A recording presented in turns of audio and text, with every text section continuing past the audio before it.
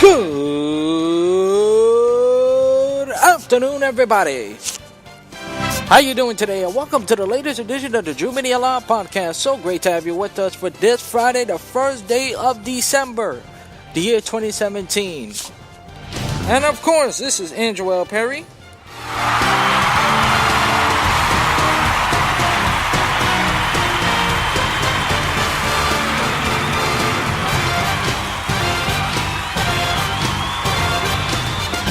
As always, comedy alive and true from the busy streets of Brooklyn, New York, as I chat to you and today I'm inside the campus of Long Island University as I chat to you what's happening in the world of sports. We got a busy show for you today as far as the world of sports is concerned.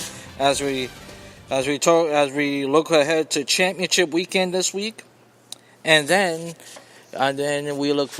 we talk about USC, the Pac-12 championship, who basically has out of all the championship games this weekend in college football, has no implication of the the playoffs. But we'll discuss that. But we'll kick off the show recapping the Washington Redskins Dallas Cowboys, as the Dallas Cowboys have their first win in 3 games since the Kansas City game, basically.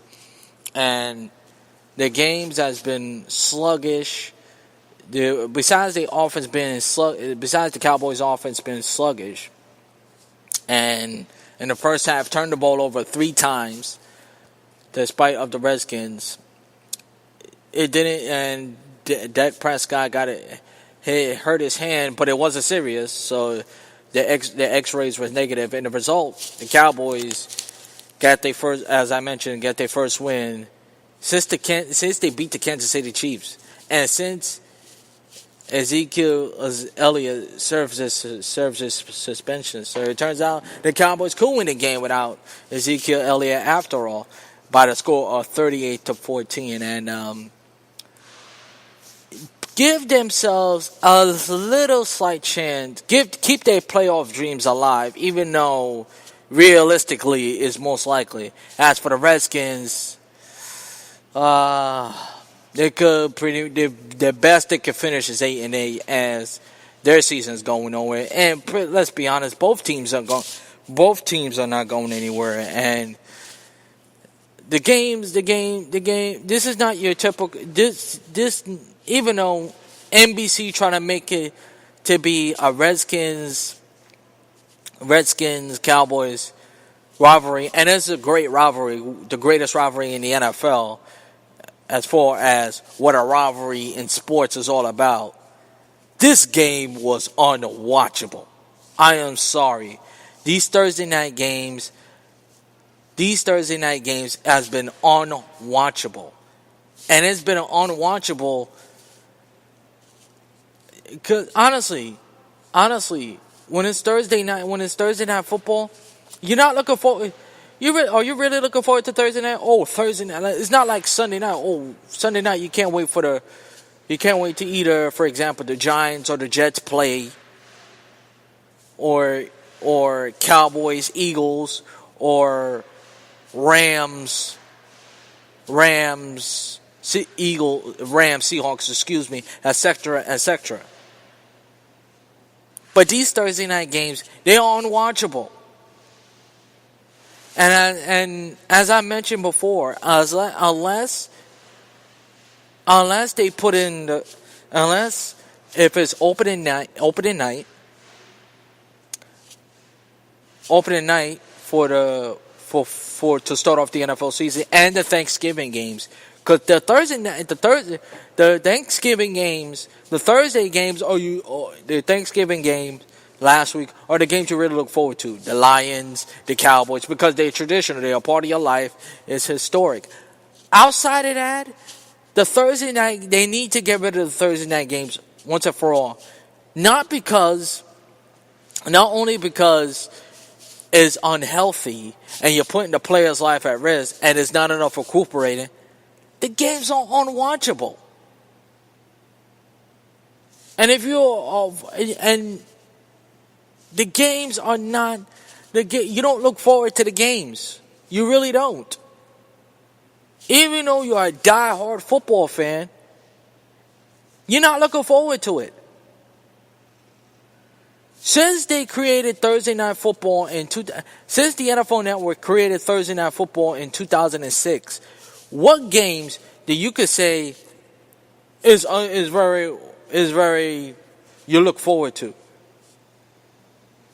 The last game I could think of in my mind since Thursday Night Football has been created, the game you really look forward to was honestly the Patriots versus the Jets. That really comes to mind. Outside of that, there's no games you really look forward to. And starting next year, they need to start getting rid of it. And another thing too, and I was thinking about this too. I'll get back to the Cowboys. I'll get back to recap the Cowboys and the Redskins for a second.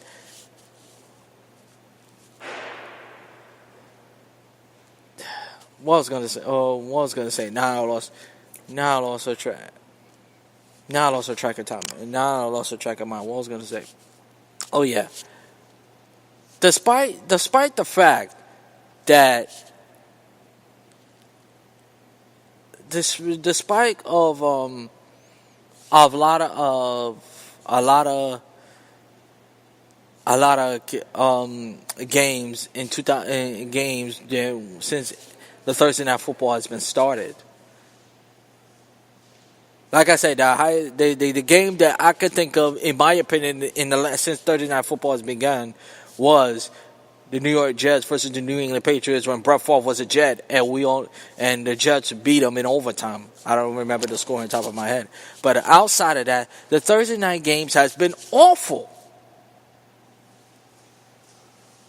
Which brings me to this. To the same year. NBC should get Monday Night Football because Monday Night Football is unwatchable now. And it's not Sean McDonough's fault. It's not the announcers. The announcers are not bad. It's just the games has not been watchable. The only primetime games that should be on is Monday Night Football. And that's where ESPN should sold Monday Night Football. Because outside of that, there's too much primetime games in the National Football League. And they have to start cut it down. They really have. You don't want to kill off. You don't want to kill off that made the NFL what it is. The NFL is $1 billion and is making millions and millions. And for years they've been urinating in their product. And that has to cut down. Make all the games back to Sunday.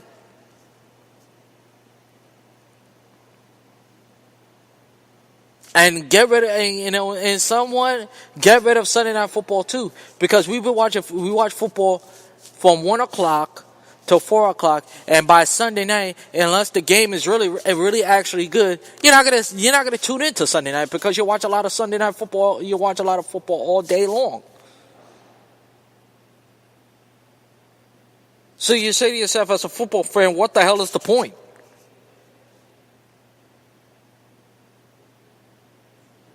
But anyway, back to the Redskins Cowboys game last night on Thursday night. The third is and by the way, it's amazing how Dak Prescott, despite getting hurt his hand a little bit, did not miss a single snap, which is amazing. And but the thing with Dak Prescott, his throwing got to be better. His throwing's got to be much, much better. It really has.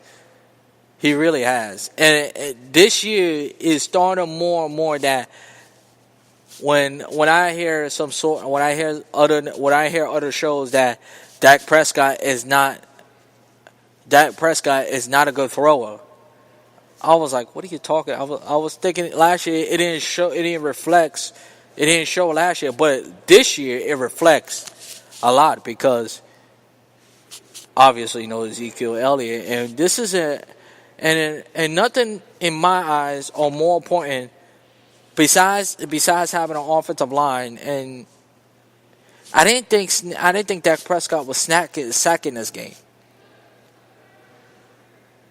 Your running back plays a huge role too because it takes the pressure off of Dak Prescott.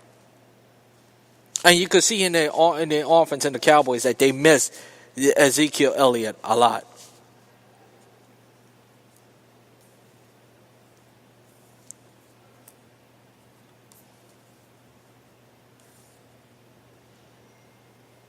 But nonetheless, give the Cowboys credit. They can prove they can win the game without Ezekiel Elliott and prove to 6-6. Prove to 6-6. And the bottom line is this: there is no room for the Cowboys. They gotta win out. They gotta win out. Otherwise, they'll be eliminated for playoff contention as soon as you know it.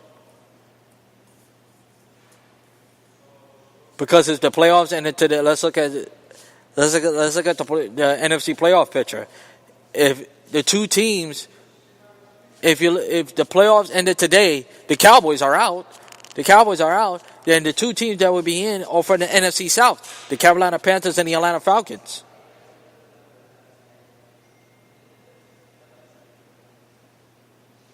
So Carolina, that same defense, and give the defense credit. The defense played what? The defense played good yesterday. Can it be? The defense has to be consistent. That's the only way the Cowboys are going to get better. They have to play consistent from here on out. Now, as far as the Redskins is concerned, like I said earlier, the best thing they could do is finish 8-8. Because obviously this season's not going to go anywhere. And if you're the front office of the Redskins, in